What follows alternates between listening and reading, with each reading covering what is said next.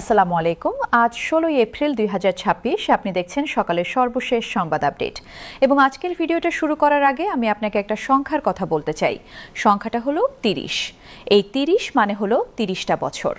একজন সরকারি কর্মচারী গড়ে ৩০টা বছর দেশের সেবায় দেন। ৩০টা বছর মানে ৩৬০টা মাস। ৩৬০টা মাস মানে প্রায় ১১,০০০ দিন।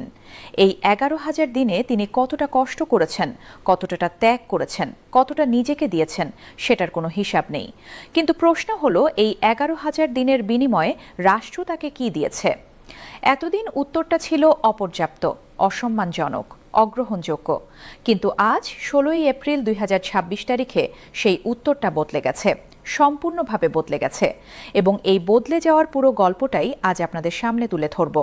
তাই এখনই ভিডিও বন্ধ করবেন না, শেষ পর্যন্ত থাকুন, কারণ আজকের প্রতিটি কথা আপনার জীবনের সাথে সরাসরি সম্পর্কিত।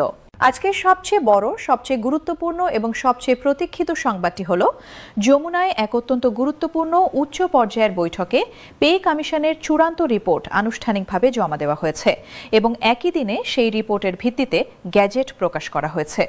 এই গ্যাজেটে যে সিদ্ধান্তগুলো ঘোষণা করা হয়েছে তা বাংলাদেশের ইতিহাসে এর আগে কখনো দেখা যায়নি। কর্মচারীদের বেতন অনুপাত নির্ধারণ হয়েছে ১:৫। কর্মকর্তাদের বেতন অনুপাত নির্ধারণ হয়েছে ১:৬। আর সবচেয়ে বড়, সবচেয়ে যুগান্তকারী, সবচেয়ে মানবিক যে সিদ্ধান্তটি এসেছে সেটি হলো, এখন থেকে প্রতিটি সরকারি কর্মচারী এবং কর্মকর্তা অবসর নেওয়ার পর তার শেষ মূল বেতনের পুরো ১০০% পেনশন হিসেবে জীবনের শেষ দিন পর্যন্ত পাবেন। আবার বলছি, ১০০% পেনশন পুরো মূল বেতনের সমান জীবনের শেষ দিন পর্যন্ত। এটার মানেটা একটু ভেঙে বলি। ধরুন, একজন সরকারি কর্মচারী তার চাকরির শেষ মাসে ৩৫,০০০ টাকা মূল বেতন পাচ্ছেন। আগের নিয়মে কি হতো? অবসরে গেলে পেতেন মাত্র ১৭,৫০০ টাকা। এই ১৭,৫০০ কি হতো? চাল কিনলে তেল কেনা যেত না, তেল কিনলে ওষুধ কেনা যেত না, ওষুধ কিনলে বিদ্যুৎ বিল দেওয়া যেত না, মাসের শেষে হিসাব মিলত না, ধার করতে হতো, সন্তানের কাছে হাত পাততে হতো। এই কষ্টটা ছিল প্রতি মাসের, নিয়মিত, বারবার। কিন্তু নতুন নিয়মে এখন কি হবে? এখন তিনি পাবেন পুরো ৩৫,০০০ টাকাই প্রতি মাসে। কোনো কমতি নেই, কোনো ছাটকাট নেই, কোনো শর্ত নেই, কোনো ঝামেলা নেই। শুধু প্রতি মাসে তার প্রাপ্য টাকাটা তার হাতে। এটাই পার্থক্য, এটাই পরিবর্তন। এই পরিবর্তনটা শুধু টাকার পরিবর্তন নয়, এটা একটা সম্পর্কের পরিবর্তন, রাষ্ট্র আর তার কর্মচারীর মধ্যে সম্পর্কের পরিবর্তন। এতদিন এই সম্পর্কটা একমুখী ছিল। কর্মচারী দিতেন, রাষ্ট্র নিত। কর্মচারী ত্যাগ করতেন, রাষ্ট্র ভুলে যেত। কর্মচারী কষ্ট করতেন, রাষ্ট্র উদাসীন থাকত। কিন্তু আজকের এই ঘোষণার মাধ্যমে রাষ্ট্র বলছে, এখন থেকে এই সম্পর্ক দ্বিমুখী হবে। তুমি দেশের জন্য কাজ করবে, দেশ তোমার জন্য দাঁড়াবে। তুমি দেশকে ৩০ বছর দেবে, দেশ তোমাকে বাকি জীবনটা দেবে, সম্মানের সাথে, মর্যাদার সাথে, মাথা উঁচু করে। এবার একটু ইতিহাসের পাতায় চোখ রাখা যাক। বাংলাদেশের সরকারি প্রশাসনে বহু বছর ধরে একটা বিশাল অসামঞ্জস্য ছিল। উপরের পদে যারা থাকতেন তাদের বেতন, ভাতা, সুযোগ সুবিধা সবকিছু মিলিয়ে একটা বড় অঙ্ক হতো। কিন্তু মাঠ পর্যায়ে যারা কাজ করতেন, যারা সত্যিকারভাবে মানুষের মুখোমুখি হয়ে সেবা দিতেন, তাদের অবস্থা ছিল সম্পূর্ণ ভিন্ন। বন্যার সময় যে কর্মচারী কোমর পানিতে নেমে মানুষের পাশে দাঁড়াতেন, ঘূর্ণিঝড়ের রাতে যে কর্মচারী আশ্রয় কেন্দ্রে জেগে থাকতেন, মহামারীতে যে কর্মচারী নিজের প্রাণের ঝুঁকি নিয়ে মানুষের সেবা করতেন, তারা মাসের শেষে যা পেতেন তা দিয়ে সংসার চালানো ছিল একটা নিত্যদিনের যুদ্ধ। এই যুদ্ধটা তাদের শরীর আর মন দুটোকেই ক্লান্ত করে দিত। কাজের প্রতি আগ্রহ কমে যেত, মনোবল ভেঙে পড়ত। কিন্তু এই চাপা কষ্টের বিরুদ্ধে দীর্ঘদিন ধরে একটা নীরব প্রতিবাদ চলছিল। বিভিন্ন সংগঠন দাবি তুলছিল, বিশেষজ্ঞরা সুপারিশ করছিলেন, সাধারণ কর্মচারীরা অপেক্ষা করছিলেন। সেই দীর্ঘ অপেক্ষার অবসান হলো আজ। ১৬ এপ্রিল ২০২৪ তারিখে এই ঘোষণা হঠাৎ করে আসেনি। এটা বছরের পর বছরের একটা ন্যায্য সংগ্রামের পরিণতি। এবার বেতন অনুপাতের বিষয়টা একটু বিস্তারিতভাবে বোঝা যাক। কর্মচারী পর্যায়ে ১:৫ মানে হলো সর্বনিম্ন গ্রেড এবং সর্বোচ্চ গ্রেডের বেতনের পার্থক্য হবে ৫ গুণ। কর্মকর্তাদের ক্ষেত্রে এই পার্থক্য হবে ৬ গুণ।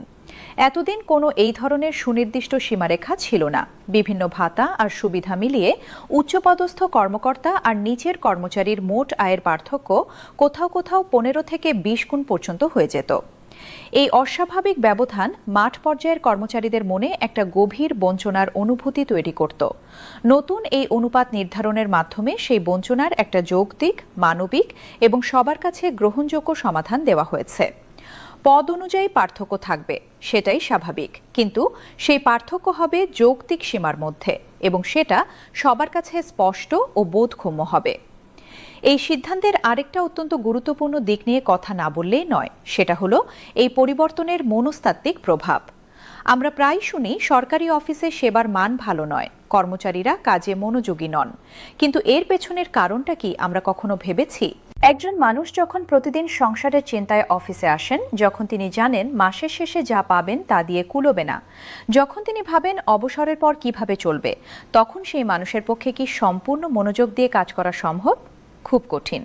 কিন্তু যখন একজন কর্মচারী জানবেন যে তার বর্তমান আয় ন্যায্য এবং ভবিষ্যৎ সুরক্ষিত, তখন তার মাথা থেকে সেই বাড়তি চিন্তাটা সরে যাবে। সে তার কাজে সম্পূর্ণভাবে মনোযোগ দিতে পারবে, সততার সাথে দায়িত্ব পালন করতে পারবে, আর এর সরাসরি সুফল পাবে সেই সাধারণ মানুষ যে সরকারি অফিসে সেবার জন্য যান। এই সিদ্ধান্ত তাই শুধু কর্মচারীদের জন্য নয়, এটা সাধারণ মানুষের জন্য একটি সুখবর। যমুনায় অনুষ্ঠিত সেই বৈঠকে পে কমিশনের যে রিপোর্ট জমা দেওয়া হয়েছে, সেটার বিস্তার অনেক গভীর। এই রিপোর্ট শুধু বেতন বৃদ্ধির কথা বলেনি, এতে আছে পুরো বেতন স্কেলের বৈজ্ঞানিক পুনর্বিন্যাসের বিস্তারিত রূপরেখা, আছে বিভিন্ন ভাতা ও সুযোগ সুবিধার যুগোপযোগী আধুনিকায়নের পরিকল্পনা, আছে আন্তর্জাতিক মানের সাথে সামঞ্জস্য রেখে আমাদের প্রশাসনিক কাঠামোকে নতুনভাবে সাজানোর সুস্পষ্ট দিক নির্দেশনা, এবং সর্বোপরি আছে দীর্ঘমেয়াদে একটি টেকসই, কার্যকর এবং সত্যিকারের জনবান্ধব প্রশাসন গড়ে তোলার পূর্ণাঙ্গ পরিকল্পনা। এই রিপোর্ট কেবল আজকের বাংলাদেশের কথা ভেবে নয়, আগামী দশকের বাংলাদেশের প্রশাসনিক চাহিদার কথা মাথায় রেখে তৈরি করা হয়েছে। এখন বাস্তবায়নের প্রশ্নে আসা যাক। গ্যাজেট প্রকাশ মানে কি সব শেষ? না, গ্যাজেট প্রকাশ মানে শুরু। এখন থেকে শুরু হবে আসল কাজ। গ্যাজেট প্রকাশের পর সংশ্লিষ্ট সব মন্ত্রণালয় ও বিভাগ নিজ নিজ ক্ষেত্রে প্রয়োজনীয় নির্দেশনা জারি করবে। অর্থ মন্ত্রণালয় বাজেট বরাদ্দ নিশ্চিত করবে। জনপ্রশাসন মন্ত্রণালয় নতুন গ্রেড ও পদায়নের নির্দেশনা দেবে। হিসাব মহানিয়ন্ত্রকের কার্যালয় মাঠ পর্যায়ে বাস্তবায়নের নির্ভুল পদ্ধতি চূড়ান্ত করবে। লক্ষ লক্ষ কর্মচারীর তথ্য আপডেট করা, প্রতিটি কর্মচারীর নতুন বেতন নির্ধারণ করা, পেনশনের হিসাব সম্পূর্ণ নতুনভাবে সাজানো, এগুলো বিশাল কাজ, কিছুটা সময় লাগবে, কিন্তু ডিজিটাল প্রযুক্তির সর্বোচ্চ সুবিধা নিয়ে এবং একটি সুনির্দিষ্ট রোডম্যাপ ধরে এগিয়ে গেলে এই চ্যালেঞ্জগুলো অতিক্রম করা সম্ভব। তবে এই বাস্তবায়নের সবচেয়ে গুরুত্বপূর্ণ একটাই বিষয়, এবং সেটা হলো শতভাগ স্বচ্ছতা। প্রতিটি ধাপে জবাবদিহিতা, কারণ এত বড় একটা আর্থিক পরিবর্তনের সময় কোথাও না কোথাও অনিয়মের সুযোগ তৈরি হতে পারে। গ্যাজেট প্রকাশ থেকে শুরু করে একজন সাধারণ কর্মচারীর ব্যাংক অ্যাকাউন্টে নতুন হারে টাকা আসা পর্যন্ত প্রতিটি ধাপে কঠোর নজরদারি না থাকলে এই সংস্কারের সুফল সাধারণ মানুষের কাছে পৌঁছাবে না। তাই শুধু সরকারকে নয়, আমাদের প্রতিটি সচেতন নাগরিককেও এই বাস্তবায়ন প্রক্রিয়ার উপর সজাগ দৃষ্টি রাখতে হবে। কোনো অনিয়ম দেখলে চুপ করে থাকবেন না। সামষ্টিক অর্থনীতির দিক থেকে এই সিদ্ধান্তের দীর্ঘমেয়াদী প্রভাব অত্যন্ত ইতিবাচক। সরকারের ব্যয় বাড়বে, এটা সত্য, কিন্তু এই ব্যয় আসলে মানব সম্পদে একটি কৌশলগত বিনিয়োগ। লক্ষ লক্ষ কর্মচারীর হাতে বেশি টাকা আসলে বাজারে ক্রয় ক্ষমতা বাড়বে, ক্রয় ক্ষমতা বাড়লে চাহিদা বাড়বে, চাহিদা বাড়লে উৎপাদন বাড়বে, উৎপাদন বাড়লে কর্মসংস্থান বাড়বে। এই পুরো চক্রটা শেষ পর্যন্ত দেশের জিডিপিতে একটি শক্তিশালী ইতিবাচক প্রভাব ফেলবে।